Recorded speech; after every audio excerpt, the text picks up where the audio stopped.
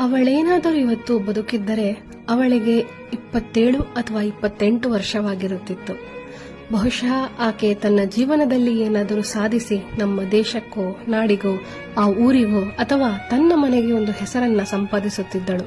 ಅಥವಾ ಇಷ್ಟೊತ್ತಿಗೆ ಮದುವೆಯಾಗಿ ತಾನಾಯ್ತು, ತನ್ನ ಸಂಸಾರವಾಯಿತು ಎಂದು ಬದುಕಿರುತ್ತಿದ್ದಳು.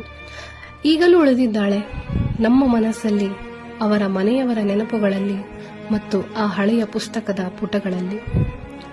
ಒಂದು ಸ್ಥಳಕ್ಕೆ ಒಬ್ಬ ಒಳ್ಳೆಯ ವ್ಯಕ್ತಿಯ ವ್ಯಕ್ತಿತ್ವದಿಂದ ಅದರ ದೊಡ್ಡಸ್ತಿಕೆ, ಆಂತರ್ಯ ಮತ್ತು ವಿಶೇಷತೆಗಳು ಹೆಚ್ಚುತ್ತದೆ.